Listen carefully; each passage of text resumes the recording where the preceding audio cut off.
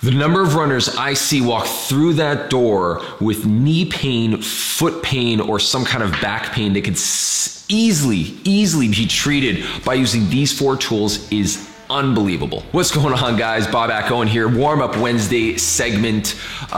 It's been a while since I've done one of these. I wanted to do this because I have been donating some stuff to the Montreal Children's Hospital, and one of those things was a basic package, a set of 4 tools that drastically improve people's performance. It's literally the only thing I sell here. We don't sell protein, we don't sell supplements, we don't sell any type of performance, anything, nothing. The only thing we sell is these 4 tools, because these are the 4 things that I give to every one of my athletes. Every single one of my athletes is using these. It's the only real thing I think that you need to, as really as tools, especially very early on, that are gonna make the biggest difference.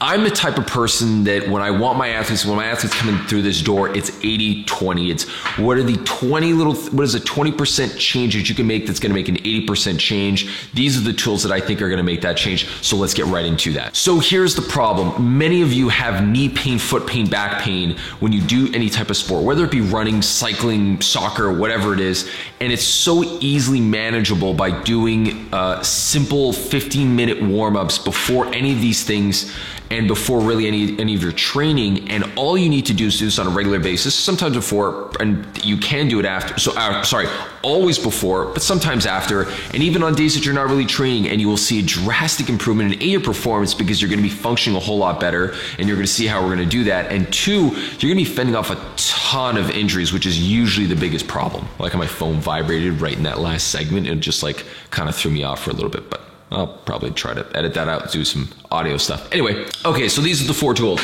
You've got basically your toe spreaders. These are in a bag here. Let me get this out for you guys. Toe spreaders here. These are basically the things that, oh, you can't see it. There you go. These things right there. These little toe spreaders, they're basically like these rubbery things that you put on to basically separate your toes. The same things they use in like nail salons to separate your toes to keep them at a distance. Actually, they're really functional, and I'll talk about them in a bit. You're gonna get your mini band elastic, different colors, different packages, different tensions, lacrosse ball right here, and obviously your foam roller. So grab your tools, socks off, and let's get going. All right, so you got yourself your roller, you've got all the equipment, you're ready to go. Socks are off. First thing we're gonna do is we're actually gonna roll out, we're gonna use the foam roller. So I'm gonna start by teaching you guys these tools. This is a brief run through of each of these. I do have some extensive stuff on foam rolling, how to use it. My Foam Rolling 101, which I'll link right here up above, is probably gonna be the best place for you to go and learn how to use this. But I'm gonna run over some of the areas that we're gonna do and how to do them pretty quickly. So grab your foam roller and let's get this going. So, first thing I like to do is I like to roll out the glutes. So the butt muscle, it's just where I start. There's no real reason for it. So what I'm doing is I'm crossing my leg over, dropping myself onto the side here, and I'm just rolling back and forth nice and easy. So again, if you do catch that, the other episode on, Foam Rolling 101 and really understanding how to do it, huge difference. You'll notice you'll get a much better understanding of what this is for, but I'm gonna briefly go over this. So that's the glute here. We're doing the other side. You're gonna wanna spend a little bit more time on this, but I'm gonna run through them right now quickly so you can get kind of an idea. This is a really great way to just kind of undo a lot of the tension that gets kind of built up when you are, running a lot, doing a lot of stuff during the day. This kind of helps break apart that and relax the muscles and allows you to almost kind of get into that nice runner state or athlete state or whatever, sports state, whatever you're gonna be doing. This is really where I like to start. So you start with some soft tissue work. That's usually the best place to do it. Almost got caught here, I got a new mic. Almost got it caught in the roller. Second one, you're gonna drop yourself onto the roller, and we're gonna tuck this in, get better as we go. Okay, so what you're gonna do is, knee goes on the side here, and you just start sliding and applying pressure over the quad. So the quad is usually a very high traffic area, so this is one of the ones you're gonna really feel the most, simply because it's going to be one of the ones that's gonna be under high tension often throughout the day. It's shortened on one side, lengthened on the other side when you're seated, And then when you get up and start walking, you generally favor it more because of foot posture, which is what we're gonna talk about in a couple of minutes here. I'm gonna show you the other side. I'm showing you the 2-3 major areas that I think you should foam roll. So this is gonna be like maybe like a 10-15 minute, I don't know how much longer this is gonna take, but 10-15 minute basically warm-up session for you to do. It's not going to be including mobility and stuff like that, but it's really just showing you how to use these 4 tools that you just purchased or that you haven't purchased but would like to purchase.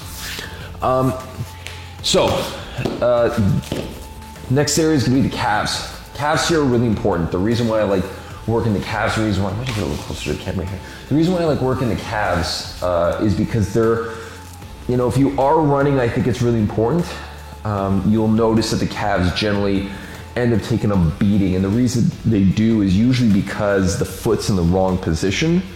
Calves are actually very resilient. They're one of the strongest, not strongest muscles. They fall into one of the most mechanically advantageous muscle groups. So it's one of the most mechanically advantageous joints, the ankle joint, so it allows you to really generate a lot of force when you are just pointing your toe down. So it shouldn't be feeling a lot of pressure and a lot of pain from running, simply because you're not applying enough pressure for that to happen. The only reason why it'll feel pain is because you're not in the right position, because your foot posture is not there, so your ankle bone isn't lining up nice and steady. That's usually one of the indicators of sore calves when you do run. So one of the things you'll notice is that I'm rotating around, and I go over this a little bit more in detail in my other clip, but it's really to help make sure that I get the entire muscle and know that I'm getting the entire area. So that is how you use this foam roller. A quick little tip here, the 4 rules are very simple. Frequently, do it often. Slow, take your time, 1 inch per second. Notice that I wasn't sprinting through it, I was going nice and slow. Number 3, I was rotating. I was making sure that I was moving around from one area to the other, and I wasn't really just staying on one flat surface. I was rolling, and I was kind of making my way through the entire muscle, because muscles are round and not flat. So you got to make sure you follow that trend and round with it. And rule number 4 is when you find an area that's sensitive, you want to spend a little bit more time working on it, because it's probably a high traffic area. You make sure that you're not on the joints, obviously, but on the muscle, high traffic areas, you're going to spend some time with the roller getting that done. Now, don't hit the head. It hit the thing. Damn it. All right. Next thing we're going to do, grab our lacrosse ball. So what you're going to do with the lacrosse ball here, I'm going to step out of frame. All right, 1 second. Let me just adjust this quickly. Okay, I think that's good. All right, so what you're going to do, grab the ball, drop it underneath your foot. Now, what you're going to be doing is you're going to be rolling. I'm going to stop this ball from rolling away while I do this. You're going to be rolling from the bottom of the balls of the feet right to the heel. So in this little box, this little area right here, this is where all the tension is going to be. That's where all the musculature is that's really supporting the foot and foot posture. Before we do anything else down here, we want to make sure that this is locked into place. So what the ball does, ball is really great at allowing us to massage those areas. For 2 reasons. The reason why you're using a lacrosse ball is simply because it's really sturdy. This thing will not break down. So if you have a pet at home, they can go to town on this thing, nothing will happen. If you have a dog, there's no chance they're gonna do anything. I've seen 150-pound Newfies just chewing on that for hours, and you'll see like little scratches, but no breakdown at all. These things are so resilient. So really great for that. Obviously, if you want to use it as a dog toy, you can. But for the feet, number 1, it doesn't fall apart, so it doesn't collapse like a tennis ball does. And a tennis ball usually will slide away, so you end up sliding it out, and you'll have to go and grab it, pick it up again, try it again, it'll slip out from underneath you. So this is a really great way, gets a little bit of traction, so you get that pressure. Notice what I'm doing is I'm going from the inside, outside to inside, back and forth here, going to the heel and applying pressure and rolling around. Getting the inside of my foot as well.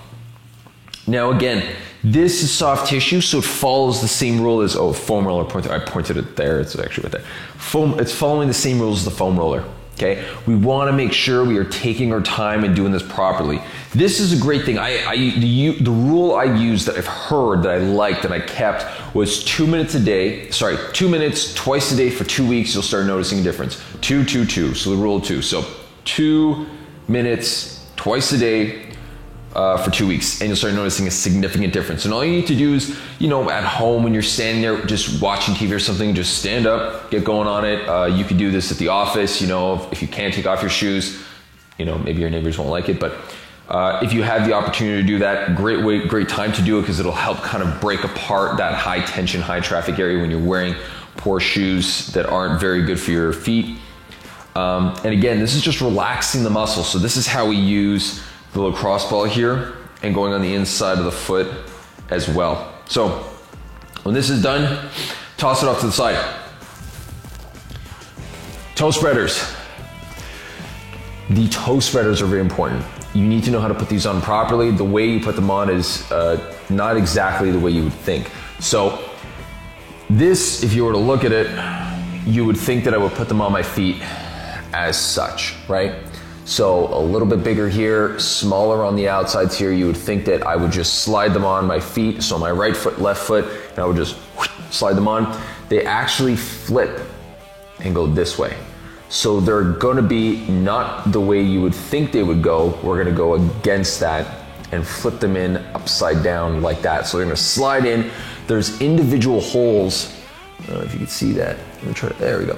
There's individual holes here. Each of those individual holes is made for a specific toe. So big toe, fourth, third, second, baby toe, you're gonna put them all in there. And this thing is really pretty flexible too. Like, it's pretty elasticy, so don't be afraid to tear it. You're not going to. Put it on. And what that's gonna do is, the reason why we're putting this on, I'm gonna put them on in a couple of seconds so you guys can see it. Obviously I'll sprint through it. I'll cut it down. The reason why you wanna do it is the toes are usually cramped up. They're like this, they're all smushed together. If you look down at your feet right now with your shoes off, you're probably gonna notice that at least your big toe is gonna be kind of collapsed inwards and pointing in. Your toes may be kind of coming in. And that's because of the shoes that we're wearing. We're usually in these confined, compressed shoes that are just jamming us in together. We want to avoid that. So to stop this from happening, what we do is we put these toe spreaders on, splays them out a bit more, and because of that, we're able to get them in the right position to get them to function properly. The toes are giving a nice ton of response up to the brain, and we want to use that increased surface area to make sure that we get a nice stable surface, a nice good pressure point. So that as an athlete, that's super important. You want to be able to generate as much power as you can using as little effort as possible, and we're going to get that from making sure that we're mechanically advantageous, and the feet are helping with that by splaying them out. So I'm going to get these on, and then I'm going to show you what we're going to do with the elastics.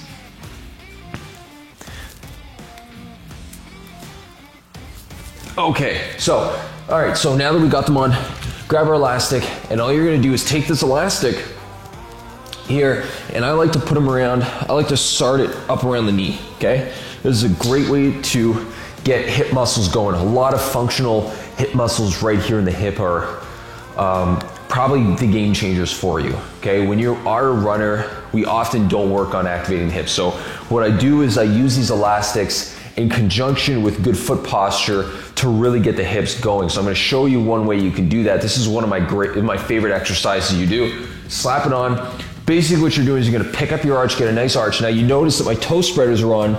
They're splaying out my toes, so I'm getting a nice good surface area. I'm gonna push my big toe into the ground, and I'm gonna drive my knees out wide. From the side, this is what I look like. I got my butt back, pushing back here. I can see, if I was wearing shoes and I had my laces and my knots here, I could see the knot in my shoe by just looking down, by just shifting my eyes and looking down, I can see them. If I'm like this, I'm hiding my shoelaces. I can't see them. I want to be able to see the knot in my shoelace. That way I know that I'm putting my pressure back and I'm evenly distributed over my foot.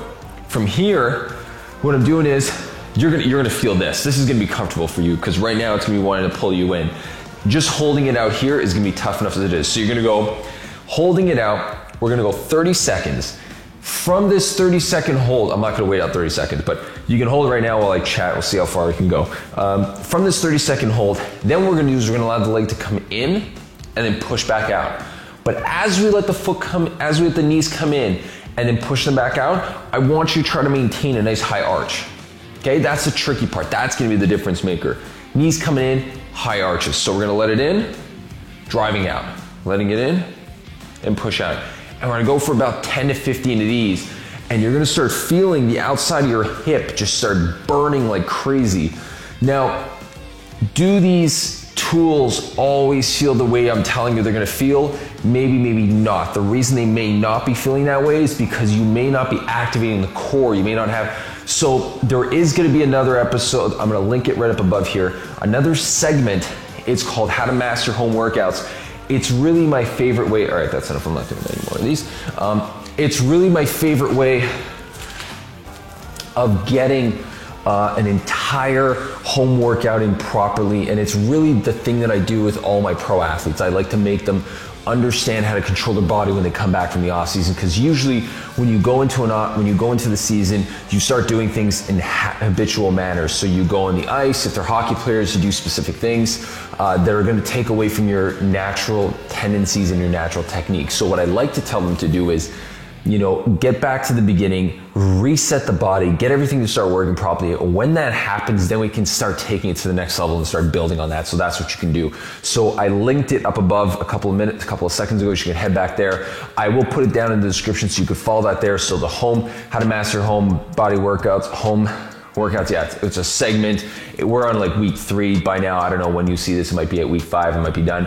But I'll link it from one so you can just follow it from one to the other. Now, in terms of these little tools, these 4 tools, if you can use them well, and probably by now you've seen kind of how to use some of them, you can just check out some of my Instagram stuff and you'll see a bunch of different ways. Runners, athletes, different things like that, different ways you can use these exercises, mini band routine. I'm gonna put in a mini band routine soon on Instagram that's gonna allow you to really understand how to train with those little mini bands. Great ways to understand how to use these tools. And they're really helpful for you if you are an athlete on how to A, warm up, B, start understanding how to reset the body properly when you've been sitting all day, and you know, C, really pick up your performance. These are the 4 tools that I use to really pick up people's performance the most, and I think it makes the biggest difference on the physical side. Nutrition, sleep, mental, all that stuff is outside, but physical side, these are the 4 tools that I think that if you're not using, they'll make the biggest difference, the biggest shift. So if you have any questions, down in the description, let me know what you think. Question of the day is, what sport are you doing and have you ever used these tools before? Let me know, write it down in the discussion. And I will see you guys next time, maybe next week, I don't know, we'll see. Anyway, take care, bye.